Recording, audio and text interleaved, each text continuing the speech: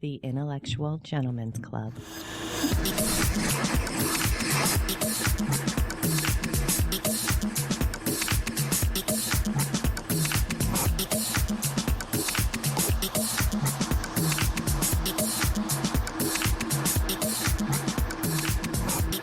Welcome back, ladies and gentlemen, to the IGC podcast. Thanks for tuning in. If this is your first time, I welcome you to check out our website at intellectualgentlemensclub.com. On that page, you can find everything from the entire archive of the podcast, a little bit of our blog, a brief bio of all the people we've had on the podcast, and what kind of ideas they're sharing with the podcast. I want to thank the listeners, especially out there, for you guys just tuning in. I'm really excited when I see the numbers come in and realize how many people are listening to this. Didn't know what was going to happen when we started this out, but got thousands of listeners out there. So I appreciate everybody for tuning in. Keep coming back for more. We got all kinds of ideas coming up on this season that should be challenging and entertaining for you guys to hear. On that website, we have a support page you can click on. It takes you to all our affiliate links for Amazon, Onnit, and Audible.com. There's also a PayPal button on that screen. If you guys use those affiliate links there, it costs you no money at all. We just get a little corporate cut of whatever profit margin they have to spread around, and it helps to cover some of the bills. Everything goes to producing the podcast and web hosting. So thanks for donating if you guys can do that.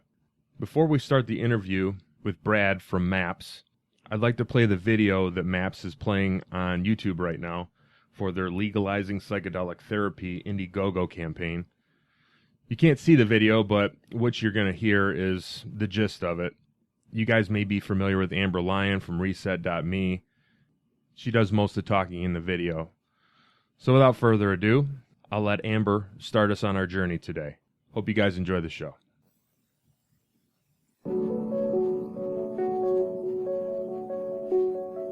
Psychedelics are substances like LSD, MDMA, psilocybin mushrooms, ayahuasca, and ibogaine. Psychedelic therapy occurs when a therapist administers a psychedelic substance to a patient in a controlled therapeutic setting. Psychedelic therapy used to be legal in the United States. Before it was made illegal, thousands of people were able to receive psychedelic-assisted psychotherapy for a variety of conditions. MAPS is asking for $50,000 to complete a Phase 2 study into MDMA-assisted psychotherapy as a treatment for PTSD. This study will play a vital role into one day making psychedelic-assisted psychotherapy legal again. Prior to doing the psychedelic-assisted psychotherapy, I had been in psychotherapy on and off for probably 20 years. And I had been on antidepressants for 15 years. I was also on medicine to help with anxiety. And I'm not on any of those medications anymore. I was a 0331 infantry machine gunner. I did 2 deployments to Iraq. My first one was Fallujah. The second one was to Ramadi, Iraq. That's where a lot of my, traumatic events happened. Before the therapy, having PTSD was just a nightmare. One of the biggest things with that is a sense of hopelessness. When I had PTSD, I was very anxious. I had panic attacks. I was starting to get more and more isolated. Miraculously, I found the MAPS program, and that's the help that I really needed. That really worked. We're trying to raise $50,000 to complete a fundamental study in our process of developing MDMA into a prescription medicine. We predict FDA approval for MDMA-assisted psychotherapy for PTSD by 2021. After my first session, I noticed my hypervigilance started going down right away. My memory was getting better, my pain was subsiding. I really did find, the healing that I needed for the combat experiences that I went through during my very first session. It just helped me to go so much deeper within my consciousness. I accepted that part of myself that I had cut off. Since I have finished the MDMA-assisted therapy, the world feels like a friendlier place, like a more loving place. The MDMA therapy really was just years packed into a moment. Studies being conducted by MAPS have a waiting list of more than 1,000 people who need help right now and believe psychedelic-assisted psychotherapy could help improve their lives. This is only a small fraction of people worldwide who could benefit from these treatment options. My friends are still suffering. I just want to see my brothers and sisters get the help that I got. We just have to be able to offer this to more people. We're trying to complete the funding of this $1.4 million study through crowdfunding to help all sorts of people have a role in participating in making MDMA into an FDA-approved prescription medicine. The only way we can make psychedelic therapy legal is by completing more clinical trials. You can help legalize psychedelic therapy by donating to this campaign and sharing it with friends, family, and anyone you know who may be interested. We need your help to legalize psychedelic therapy.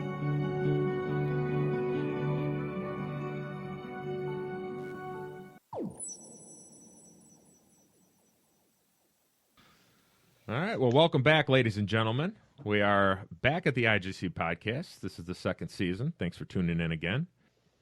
So for the co-host today, we've got Cosmologica. He is studying for his PhD in psychology. You may have heard him on the Mind Movers podcast. He's studied psychedelics with indigenous people. He's a world traveler and trained in Buddhist monastic tradition in Thailand. It's kind of been all over the place. Welcome, Cosmo. Thank you. And back again, we have Brad Burge. He's the Communications Director for Multidisciplinary Association for Psychedelic Studies, or MAPS. You may have heard him on our podcast before, episode 9 and episode 29, when he came to co-host with Dennis McKenna. It was one of my favorite episodes, actually. He studied communications and psychology at Stanford. He's interned for the Drug Policy Alliance. He is editor of the Manifesting Minds book, and he has a long-standing interest in drug policy reform and activism. Welcome back, Brad. Thanks, Jason. It's great to be back on IGC. Glad to have you both here. So let's just kick it off here. I know I just kind of want to play catch-up a little bit from the last time we spoke. Right now, the big thing that you guys are doing is the legalizing psychedelic therapy on Indiegogo. You want to break that down and what you got going on? Sure, Jason. Yeah, legalizing psychedelic therapy. It's a bold name. It's something that I was, not sure about for a while. I was like, well, is the culture ready for this? Can we just come up on Indiegogo and say that we're raising funds for research that will one day make psychedelic therapy legal? Can we say that? And will it be popular, or will we get all this blowback? Will Indiegogo even accept it on their website? All of these questions about the legitimacy of what we're doing. And I think what we've seen is that, we may have actually underestimated the level of support that exists right now for psychedelic research. So we launched on August 11th, and just 16 days into our campaign for a planned 45-day campaign, we reached our $50,000 goal, and now we have about 3 weeks left, 22 days left in the campaign, and we're at $74,818 right now. Nice. It's 150% of our goal from 937 contributions. So we're kind of flying forwards here, and we don't really know how high it's going to go, but we have a lot of research studies to fund, a lot of experimental sessions that we're raising money for, and most importantly, from the public education perspective is learning about, educating people about what's going on. We're obviously reaching a lot of people with this campaign. Sure. And when me and Cosmo were talking prior to chiming you in here, we were just curious on this specific campaign. I know you guys are heavily involved in PTSD and MDMA. Is it solely for that, or is it for other studies as well? Yeah, the goals that we set for this campaign are specifically for our MDMA research. And that's because our MDMA research, really our MDMA-assisted psychotherapy research to treat post-traumatic stress disorder, is the leading edge of our research. And you might say the leading edge of psychedelic therapy research, in the sense that we're really poised to make MDMA-assisted psychotherapy the first legal psychedelic treatment by 2021. That's about 7 years from now.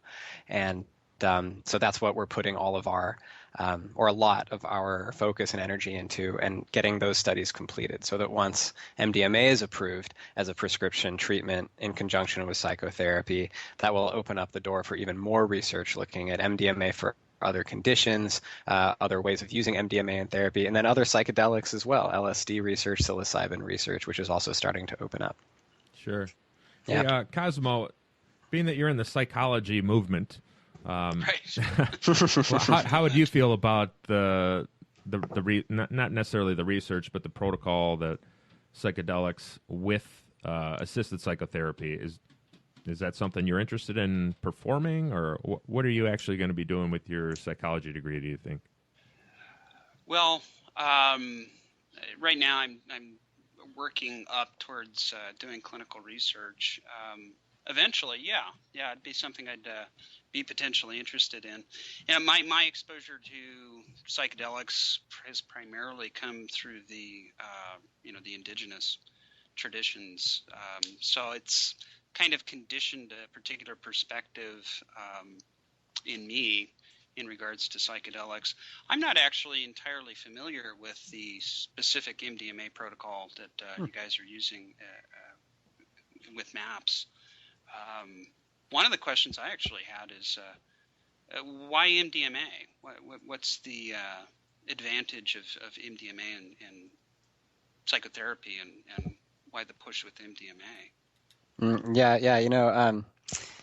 Yeah, it's really interesting that you're coming from this more indigenous perspective, looking at the use of psychedelics in these indigenous contexts, and I'm really coming to it really from a more alternative to mainstream pharmaceuticals kind of perspective. The two perspectives MAPS sees as being very complementary to each other, and what ties them together is that rather than being used recreationally or carelessly or without support, whether we're talking about indigenous spiritual contexts like ceremonies or a psychotherapist's office, we're both talking about bringing a cultural expertise to the healing process, and helping people go through those experiences with the optimum amount of support, whether we're talking about a shaman, which has cultural authority, or we're talking about a psychiatrist, which has a different kind of cultural authority.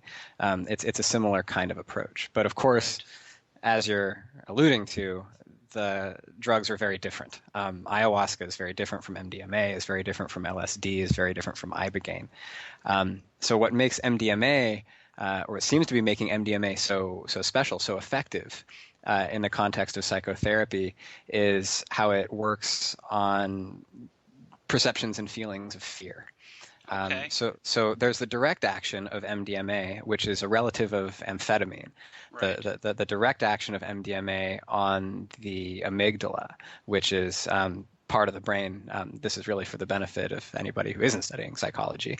The amygdala is the part of the brain that's very closely connected to fear response. Like so fight for or very flight, right? Fight or flight, exactly. Yeah. So people with PTSD, because of the trauma, have that area of their brain overactivated, and it's activated a lot of the time. So something very small can seem very scary and trigger those kinds of fearful responses. What MDMA does is it directly decreases activity in the amygdala, so that when people are remembering scary memories, or even outside of therapy, if they're in dangerous situations, they won't feel that fear as strongly, which is part of what makes MDMA so valuable in psychotherapy and so relatively risky outside of psychotherapy, because you might go into a situation using MDMA and thinking that you're safer than you actually are. Right. So that can really happen. In the case of psychotherapy, that's very valuable for people processing difficult memories, talking about their emotions and talking about what they went through with a therapist, because that fear response isn't so prevalent and it's more comfortable for them to talk about it. The other way it works is at least hypothesized to work. We're now just starting to explore the mechanism of action. We've been so focused on just on demonstrating safety and getting positive therapeutic efficacy. But what we're also seeing is that MDMA is associated with the release of oxytocin, which is a chemical, a hormone that occurs naturally in the human body, and MDMA causes the body to release more of that. And oxytocin, when it's highly prevalent in the system, we feel feelings of bonding or feelings of closeness or intimacy. It's also released in large quantities in the post-orgasmic state, or when we're cuddling with people. Yeah, oxytocin, that's like the the love juice, right? Yeah, it's like a bonding. Yeah. hormone. Yeah. Yeah. Interesting. That's that warm, fuzzy, I love you feeling. You know, you might say that that's oxytocin. Yeah. So MDMA is causing that to be released too. And when you're speaking with somebody, when you're in close contact with somebody, that presence of oxytocin makes you feel closer and more trusting and more bonded with the people that you're with. So in the psychotherapy setting, it can help people bond more intimately with the therapist and share those emotions more effectively. And also, from a psychological standpoint, that reduced fear and that increased sense of empathy or closeness can also be applied internally. It can be applied internally to one's sense of self, so that people are able to approach themselves with a greater sense of compassion and understanding than maybe they were before. Sure. Interesting.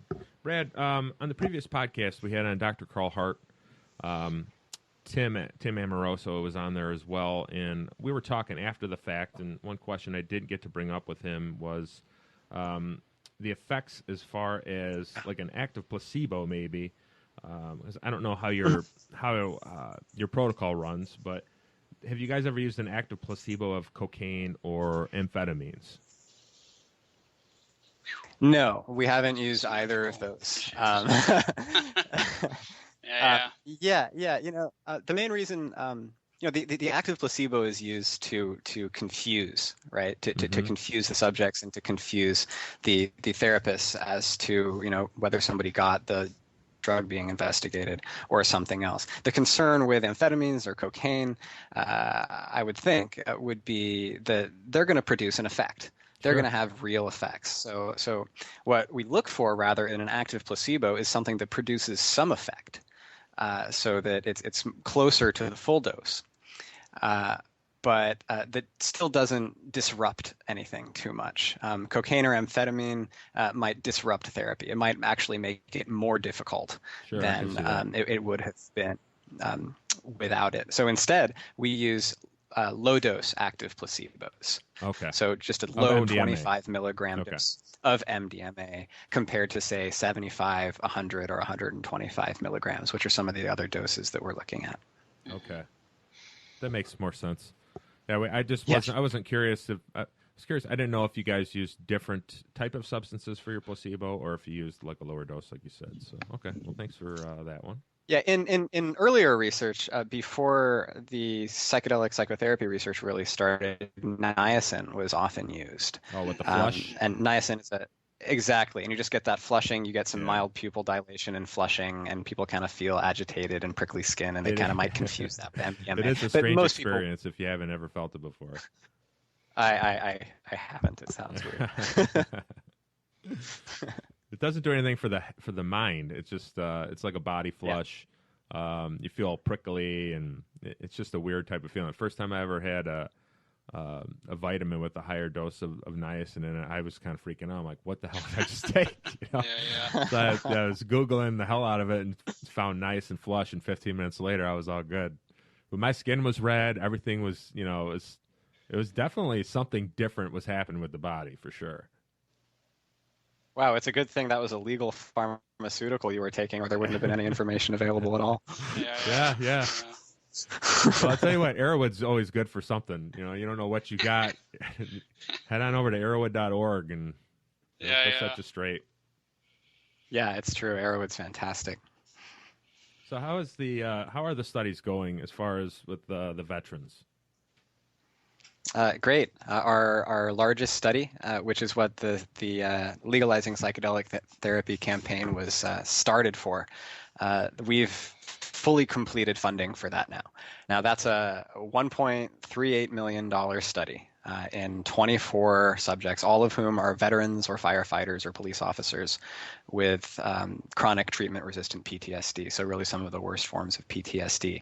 That's the largest study of MDMA-assisted psychotherapy that we or anybody else has ever conducted. And it's all for these 24 subjects with chronic treatment-resistant PTSD from combat or from some sort of service-related occupation. So that's really phenomenal. We've been raising funds for that study for 5 years. $1.3 million is a lot of money to raise, and the $50,000, meeting that $50,000 with the campaign concludes that fundraising effort. So we have all the funds we need for that study. All we need to do is finish it up. So there's 4 more subjects, either 4 or 5 more subjects that we need to treat in that study, and then we'll be collecting follow-up data, and the results should be done by the middle of 2015, or maybe the end of 2015.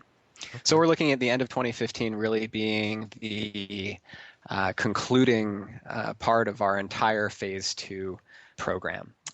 After that, we'll be moving on to phase 3, which are much larger studies in hundreds of subjects in multiple sites with dozens of therapists at a cost of about $12 to $15 million. Wow. 5 million of which we've already raised or has already been donated thanks to a bequest from a board member, a MAPS board member who passed away a couple of years ago, who left $5 million to the organization. Wow. And it'll go to supporting that phase 3 research. So now in the next year and a half or so, we need to complete all the rest of the funding to get the other 3 phase 2 studies that we have going on to get them done. So you talked about the therapists, and there's going to be dozens of therapists in there. And I was reading a little bit on your website about Michael and Annie. Is it Mithofer? Mm-hmm. Mithofer, yeah. Mithofer. So Mithofer. Are they employed by MAPS, or do they have an outside practice that you guys hire them for? Or how does that all work? So they originally had, or rather Michael Mithofer, he's the psychiatrist, his wife and co-therapist Annie is a board-certified nurse. They had a private practice. Now all of their time, I think all of their time, as far as I know, is taken up by the studies that they're doing with MAPS. So they're contract researchers with MAPS, so we pay their salaries and also all of the costs of the study while they're conducting it from their private practice offices in Charleston, South Carolina. Okay. Yeah, they're great. In addition to the veterans study, in addition to treating these 24 subjects, they also completed the previous study, which I think is what really launched a lot of this into the public spotlight. And that was in 19 subjects, mostly female survivors of sexual assault. I think we've talked about that a little bit before when I've been on. Mm-hmm. They're also running a training study. So Michael and Annie, because they're the experts really in MDMA-assisted psychotherapy research now, in the sense that they've gotten these great results and they've been published and they've treated so many people, they're also leading a training study. They're training our future therapists who are going to be involved in future trials, and that's going to be a major piece of work that we have to do in the next couple of years to get these therapists trained. And then ultimately, when MDMA assisted psychotherapy is legal around 2021, therapists are going to need to be trained in the process, because it's not just handing somebody a pill and sending them home and saying, let me know how it goes. Right, it's very different than that. So there's going to be a lot of training involved, and anybody doing psychology or MFT work, master's degrees in counseling psychology or clinical psychology, all of that, that's really great preparation for being a psychedelic therapist in the future. Sure. Very cool. So what is the therapeutic protocol? How are they going about doing this from the therapeutic end? Well, it's a series. It's a whole series of psychotherapy sessions, somewhere between 6 and 8 psychotherapy sessions per subject. So once somebody is admitted into the study, they have a couple of preparatory psychotherapy sessions where it's just a standard psychotherapy session. Now, the psychotherapy that they're using is a mixed model of psychotherapy. We actually have a treatment manual that describes this therapeutic approach available on our website at maps.org. It's available for free download. Anybody can look at it. And it's a combination of different forms of standard psychotherapy, including cognitive behavioral therapy. It's a major aspect of what's used. Also, Michael Mithofer uses other techniques like EMDR, eye movement desensitization reprocessing, which is a way of tracking and using different kinds of eye movement to achieve different psychological or therapeutic effects. So they're using that. So that's used. Yeah. Sorry. So they're using the EMDR Yeah. during sessions. That's right. Oh, wow. That's right. Cool. Yeah. Yeah. So the idea is that MDMA, once they get to the MDMA assisted sessions, is that the MDMA is making those other kinds of psychotherapy more effective by reducing fear, enhancing empathy, and whatever else MDMA is doing to the neurology of subjects that's helping them re-encode memories and in a sense really reprogram their relationship to themselves and to their traumatic memories. So using MDMA combined with those treatments is really what's going on. It's not just some kind of magic bullet where there's something in the MDMA that cures people. It's using MDMA to facilitate these existing evidence-based forms of psychotherapy that are shown to work for a lot of people, but for whom, there's a lot of people for whom they don't work. Yeah, they do complement each other well. And I think what's important to note is that the people that you're treating in these studies are treatment-resistant PTSD sufferers. When the numbers are kind of astounding. I think it's in the 80 percentile or something. A year later, the people that are in the studies, they're PTSD-free largely. I mean, that's a pretty bold claim. We've talked about that before, and it's amazing that you can show something that's that effective, and you're still having this whole process to get to 2021 to hopefully make it an FDA-approved drug. Yeah, I know. Talking about these results, it's hard sometimes because I don't want to come across, as people too call excited. BS on it, right? Right. Yeah. And it's easy to show that it's not BS because we point to the FDA and we point to the protocol and we point to the data, the published data, and everything like that. And it's data. It's there. It's been revised. It's data.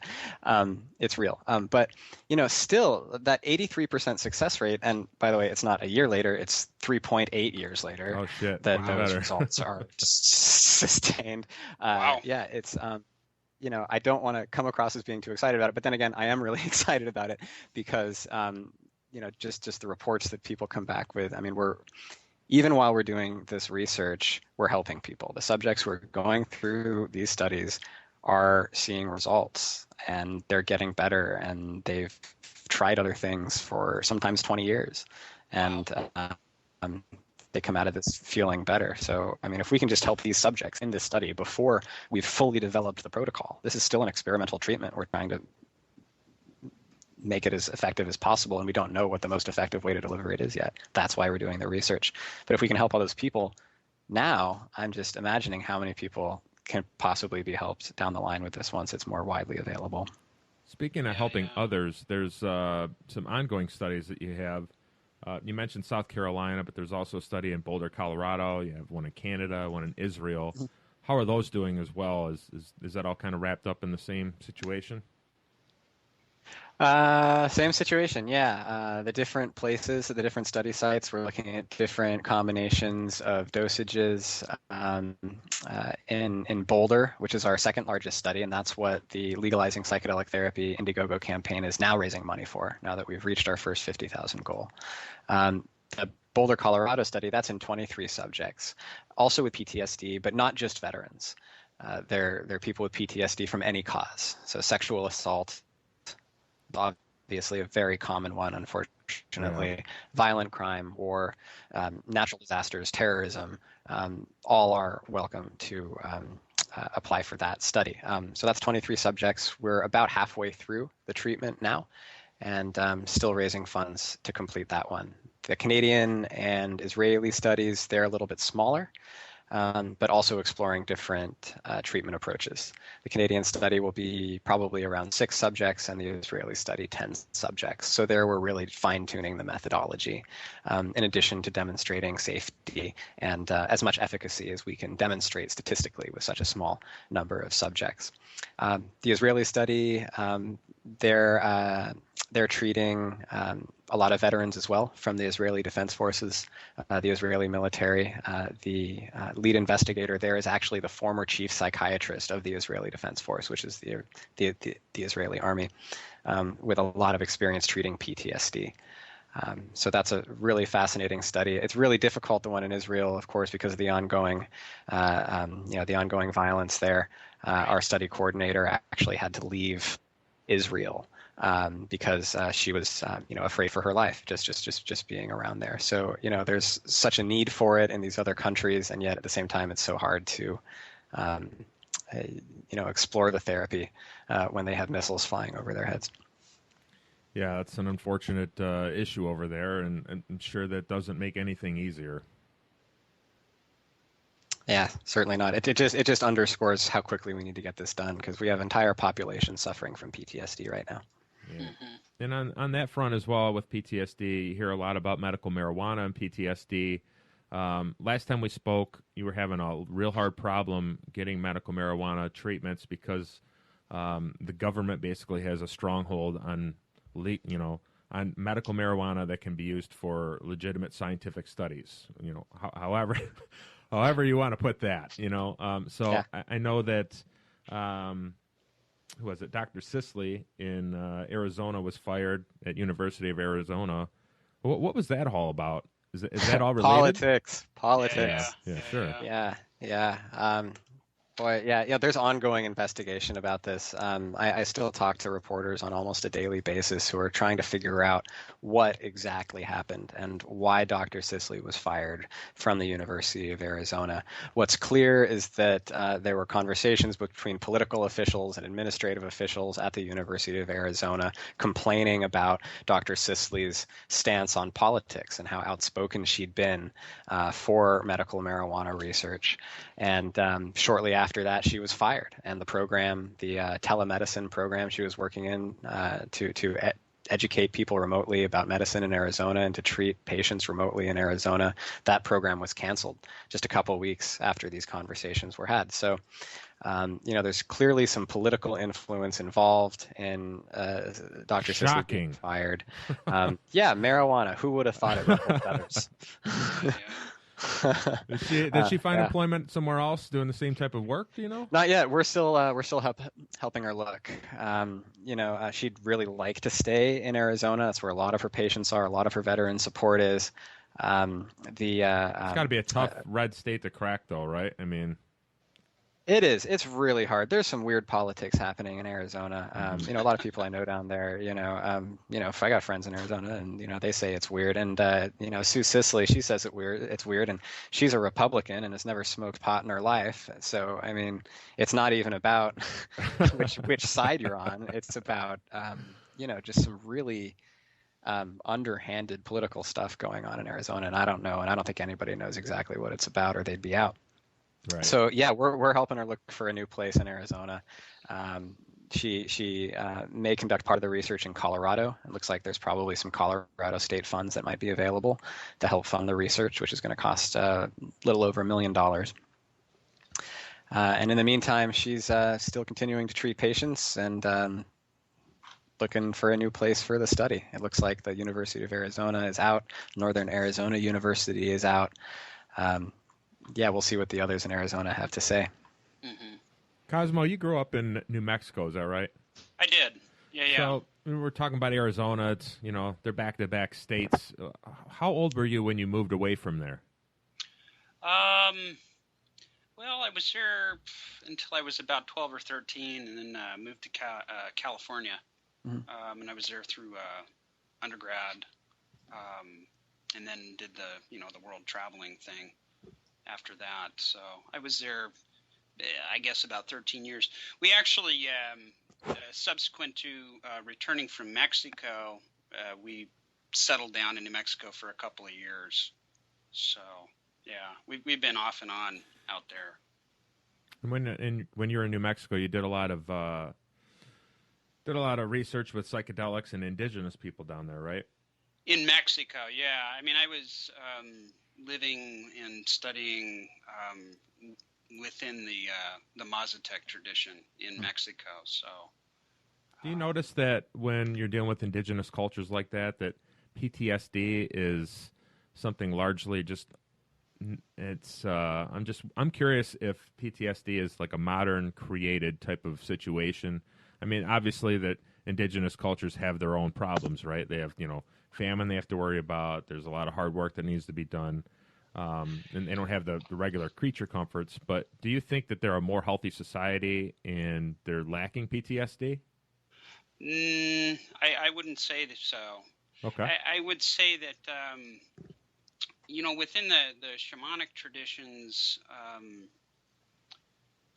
PTSD can tend to be misunderstood, I would say. I'm thinking about a particular ceremony we did where it became sort of clear to me that one of the women in the group had sexual trauma, and the shaman kind of wasn't too sensitive to it within the ceremony. So I've seen that. So I wouldn't say that they're healthier in terms of PTSD. I would say that some of the shamanic protocols may be helpful for something like PTSD and working with it systematically. When I was in Peru, we were actually down there with a soldier who claimed to have a full remission in his symptoms after, like 3 ayahuasca ceremonies or something of that nature. So it certainly can be effective, but I've definitely noticed that and this may be Mexican culture to some degree, that there can tend to be some insensitivity about things like PTSD. One of the things I ran into a lot was they have a lot of notions about sorcery and stuff. And it can be a little, in my opinion, sometimes a little misguided, to be honest. Yeah. I can't help but notice some similarities between shamanic traditions of ancient or indigenous cultures and modern day studies like MAPS is doing. You have a facilitator using a drug, and it seems like a shamanic tradition. I know when I use things in like a spiritual type of manner, I get therapy out of it. When I use a specific drug, whatever it might be, if it's MDMA or psilocybin or ayahuasca, all of those I've tried, and always on the back end of it is a lesson to be learned, especially when there's a facilitator around or somebody like a sitter where you can talk and discuss what your feelings are, things like that. It seems like there's a lot of similarities.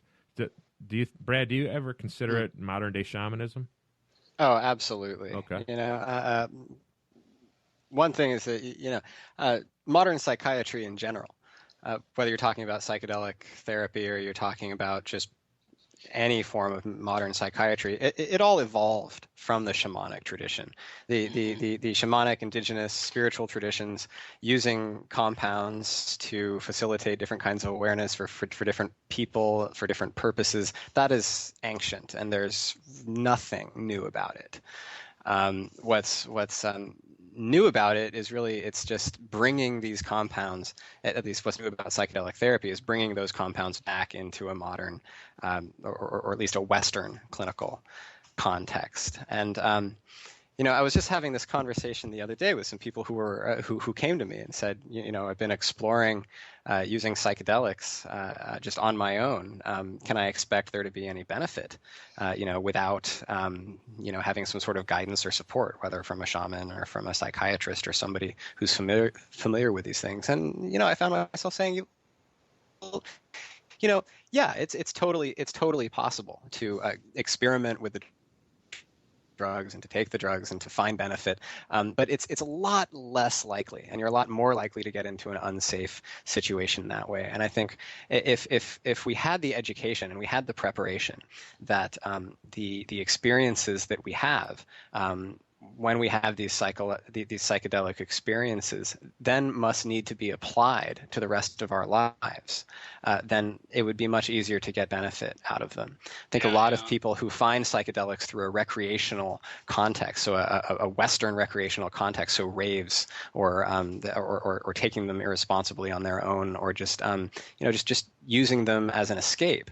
They think that they go to some place when they have these psychedelic experiences that is beautiful and connected, and they have these great experiences of being out of their body or connecting with others, or being in community, and they have these experiences, and then they come back to their lives the next day, and it's as if it never happened. Where's the integration, right? Where's the integration? And the value of integration, I think, is what we're trying to educate most strongly. What we're trying to teach most strongly is that it's not in the drugs, but it's in the integration and how you take those experiences that you have either in therapy or on your own or in a shamanic context. It's how you take those and then apply them to your lives that really makes a difference. Mm-hmm. And that needs to come from a teacher, I think. I think that's not necessarily something that we realize on our own, that somebody is necessarily going to realize on their own. But if you read it somewhere or hear it from somewhere, or you have a teacher or a shaman or a therapist who can show you that, then their beneficial potential just expands exponentially. Mm-hmm. Okay. We talked before about some of the challenges that MAPS has from the status quo, a lot of misunderstanding of psychedelics, misnomers, as you might say. Psychedelic, the word actually means mind manifesting. So Indeed. We've talked before like how to kind of smash the propaganda that's around these substances. And first and foremost, you've said before, is talk about it around the dinner table, be open with it, come out of the closet about it. I encourage people to do that. But what are some of the common misnomers? I mean, if you're listening to the IGC, we dive into these issues, more often than not. So people probably aren't shocked to hear this type of information, and they're probably more well-versed than the normal American, I guess you could say. But you have a well-educated audience, Jason. Yeah, well, I hope so. Thanks, guys. Thanks to all my listeners out there. Appreciate it. But what would you say some of the worst misnomers are that you guys have to get around? Like, just but someone would ask you, like, just kind of a bonehead question. What are some of those that you receive? Well, one that I get from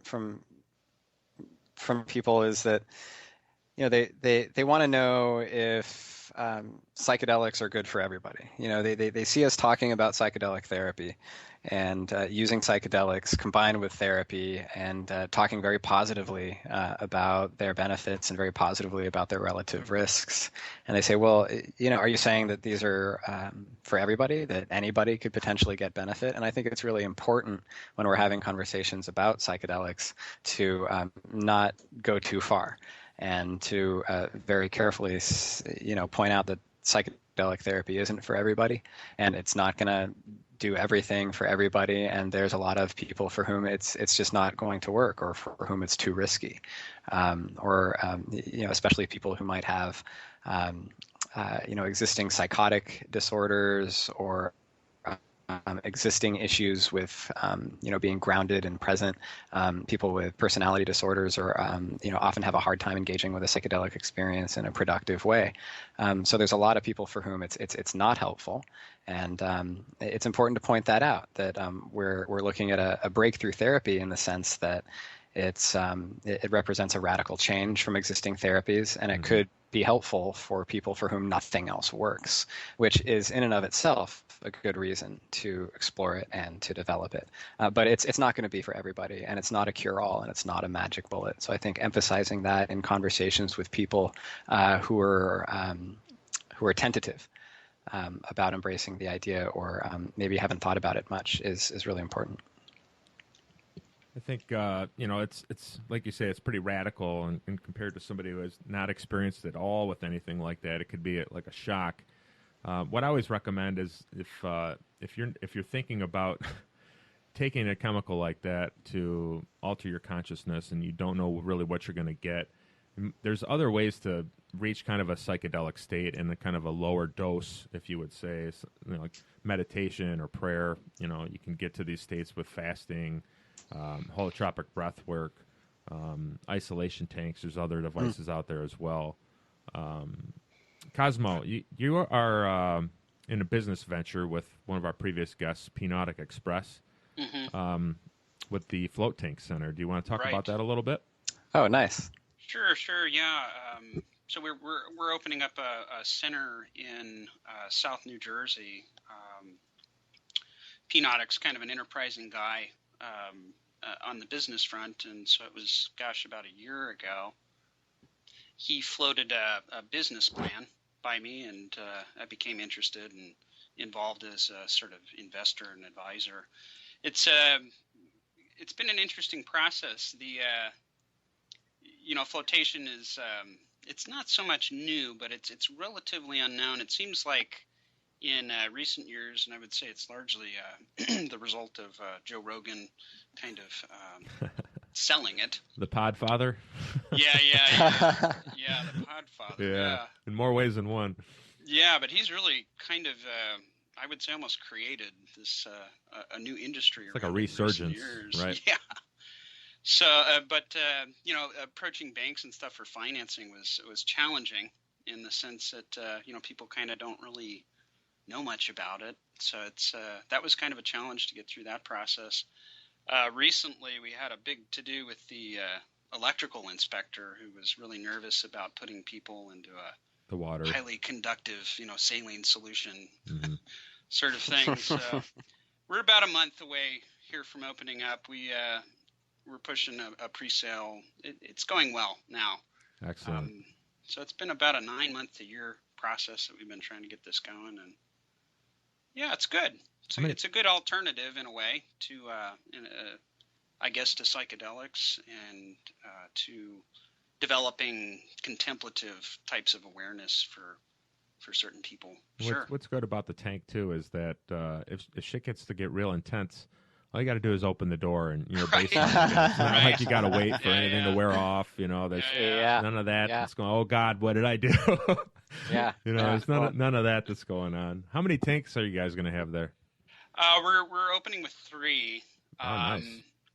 Yeah, and we're doing.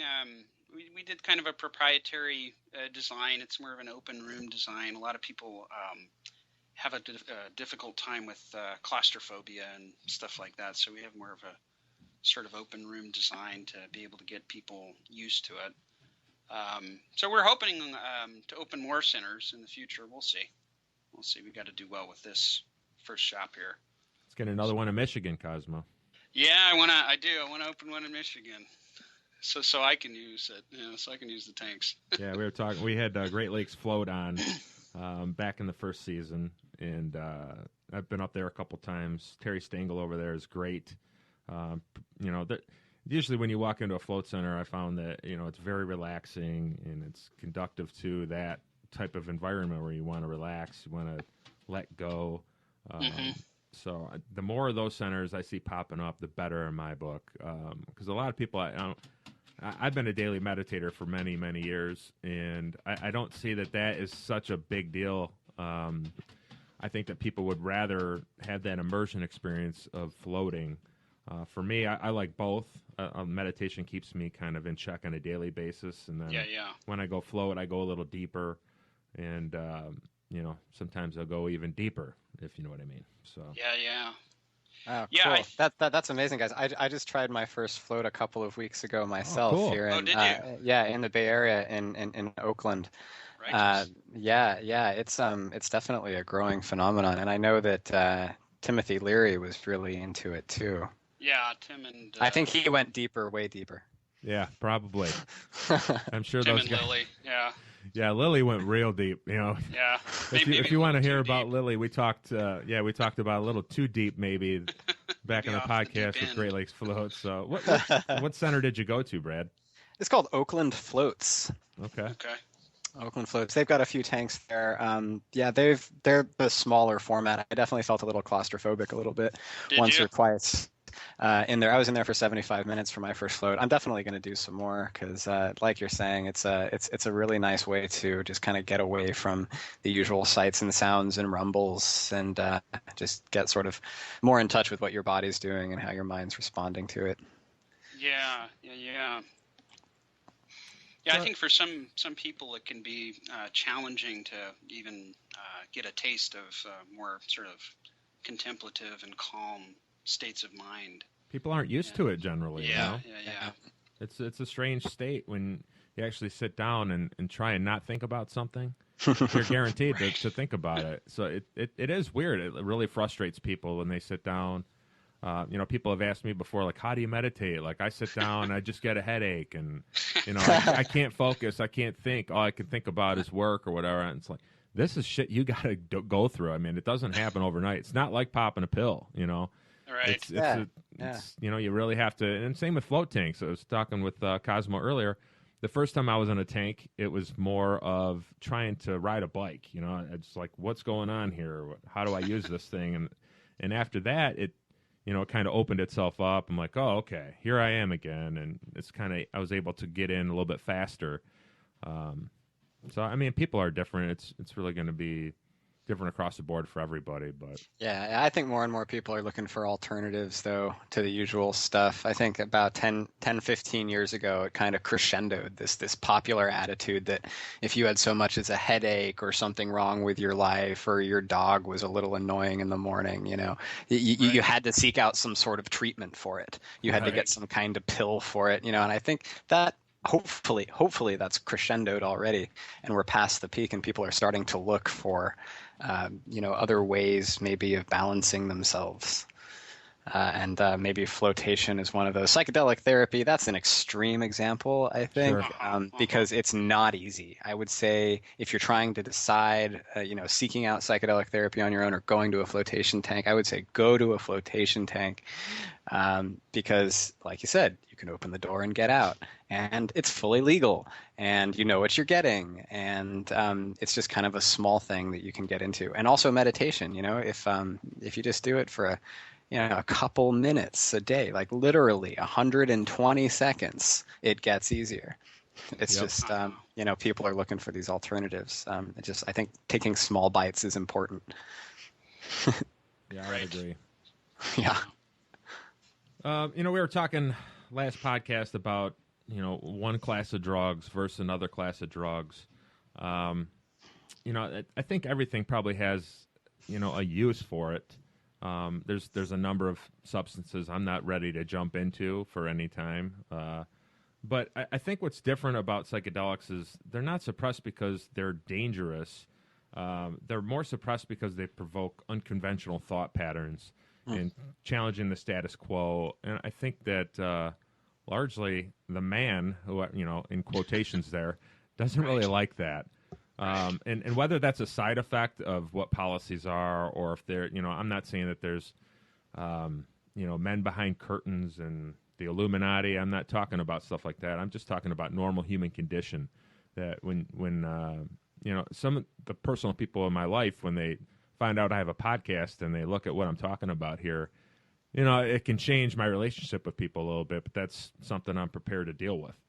I try and be very upfront about, you know, pretty much everything. I'm an open book, whether you're, you know, a guy I just met, whether you're my children, you know, I'm an open book. I try and be as honest as I can, you know, and just take it from there. So I think that I think that psychedelics are an invaluable tool to get through some of these ideas that we're talking about, you know, helping PTSD, opening, you know, some empathetic receptors in your body or in your mind, or dealing with past trauma and whatever that might have been, or just, you know, for relaxing, having a good time. Sometimes it's great. I mean, music is a lot different.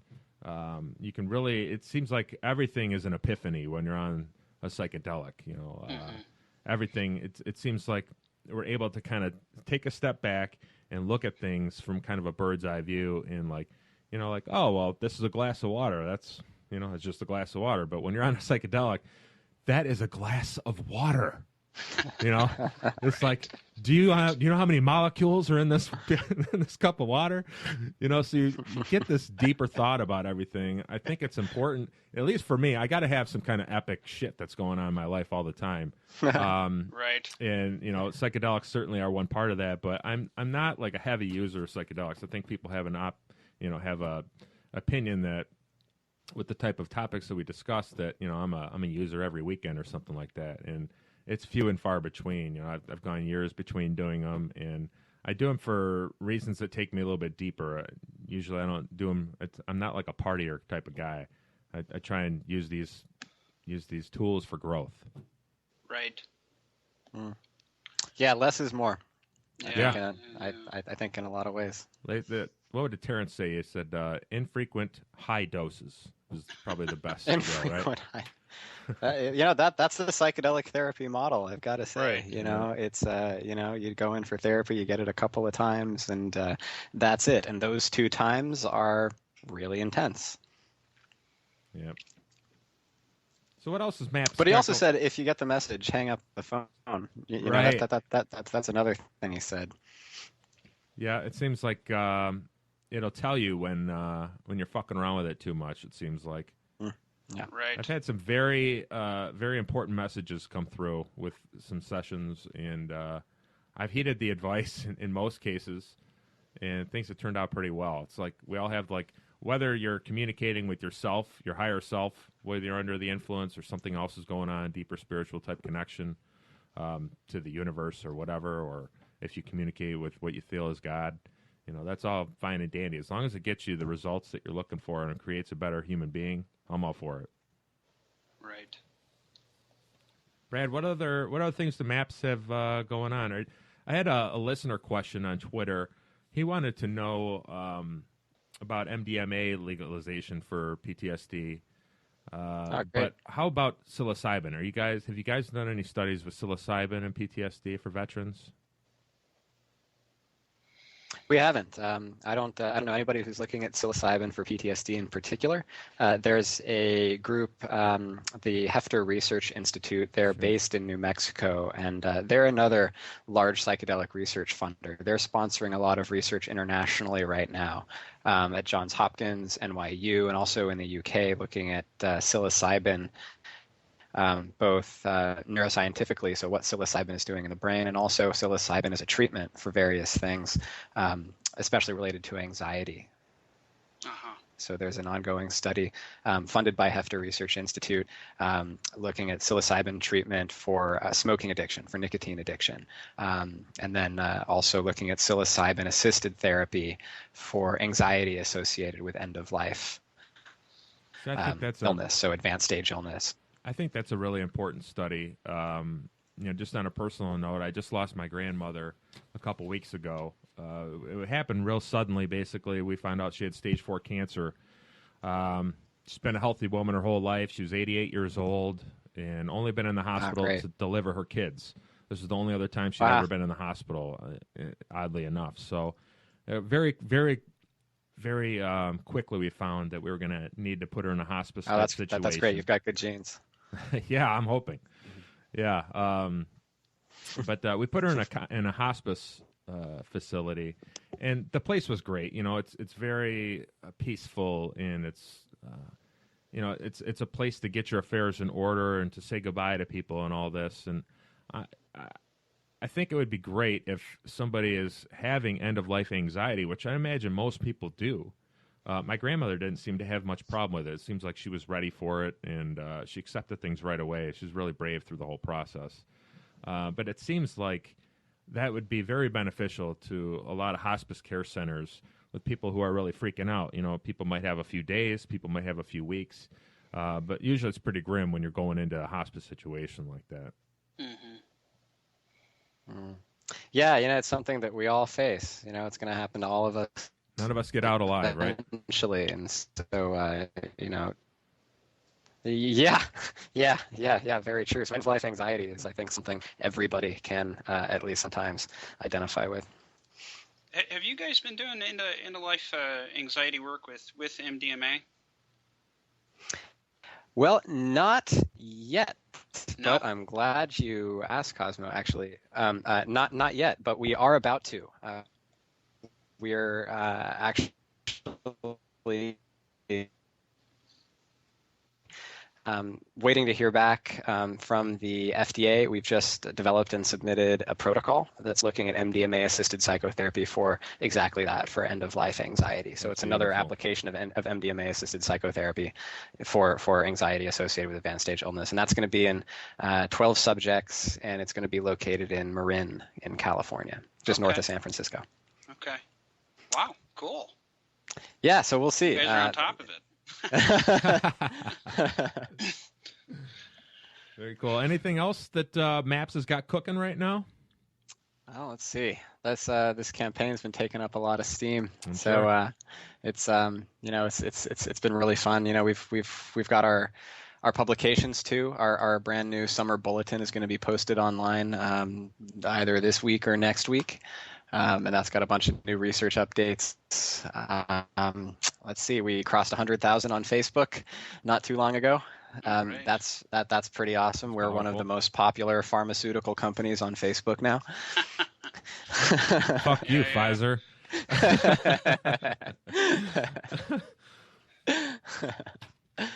Yeah. So things are going great, and just wrapping up these phase 2 studies over the next year and a half, completing the funding for that, and really moving towards prescription approval and getting all of our ducks in a row, so that once MDMA is approved, we can take the income from the marketing and sale of MDMA and the training of therapists, the legal sale of MDMA for therapy, and take that income and transform it into new psychedelic research, looking at new approaches using psychedelics for other conditions, MDMA and LSD and all of the others. So becoming a sustainable, nonprofit pharmaceutical company, that's our next largest goal. So you guys Awesome. are aiming for 2021. 2021. Wow, So 7 years away. Yeah, that's coming right up. It's going to be too long for too many people, but So how likely is it? Do you think it's a slam dunk, or what's the story? well, all we can do is hypothesize. Right. Are you an optimist or a cynicist, Brad? He's got to be an optimist here. I'm sure. I'm an optimist. Yeah, look where you're yeah. working. Come on now. Yeah. Of course, gotta be, Yeah. because optimism is I think more than 50% of making things happen. Yeah. It is a lot of fuel for sure. Yeah, it sure does. It means that you're going to recognize the possibilities to move forward when and if they emerge. If you're a pessimist, you're just not going to see anything and not going to get anywhere. But that's pretty optimistic, I think. If we continue to get these results and we get the funding that we need, then these numbers that we've already seen in the completed research, that's way above and beyond the efficacy that was seen for SSRIs, and we all know how popular those got. Yeah. And how profitable they are, unfortunately.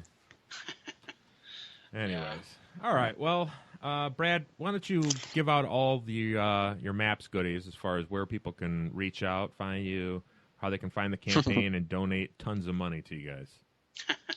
Yeah, tons of money is fantastic. We got a surprise $10,000 donation from an anonymous donor.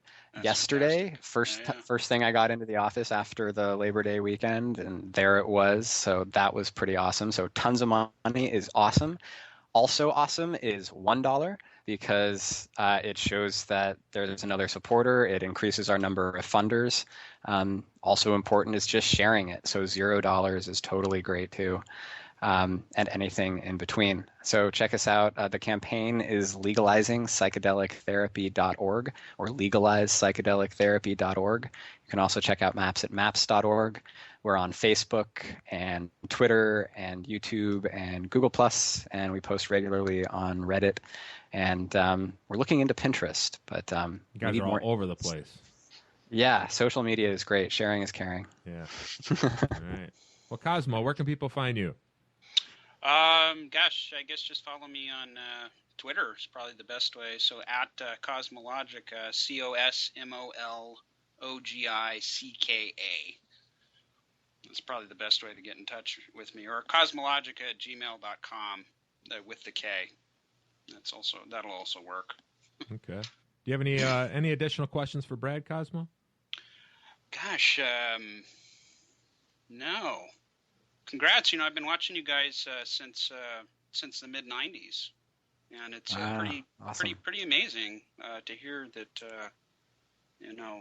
this might actually happen with the legalization of MDMA. I know in the '90s it seemed unlikely at the time for various reasons. So congrats, and keep up the good work.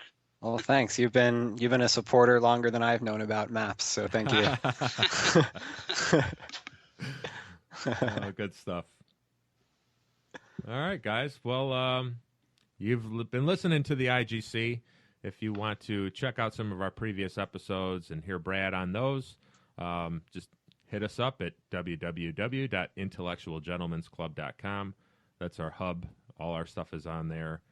You can find our links to Twitter and Facebook, YouTube, Google+, all that stuff as well on our website. Direct links to iTunes and Stitcher. Guys want to reach out, we're at igccast@gmail.com, and on Twitter we're at igccast. Until next time, guys, thanks again for joining us. Thanks, guys. Thank you. It was good talking to you guys. Okay, listeners, that was Maps Part 3. I hope you guys enjoyed the interview with Brad and Cosmologica. You just heard where you can find both of those. Reach out to maps.org. Any of their social media is great. And Cosmologica can be found on Twitter. If you guys can donate, please do so to MAPS. They really have a great program going on over there, and they're doing fantastic research and helping countless individuals out there. So please donate to their campaign. There should be a little bit of time left. If you're listening to this podcast after the campaign, you can always go directly to their sites and donate directly. You can also do the same thing to the Intellectual Gentlemen's Club. IntellectualGentlemen'sClub.com. Go ahead and check us out. Here's a live track from Secrets that was recorded many months ago over at the Whiskey Disco. Hope you guys enjoy it. Till the next time, hang loose out there.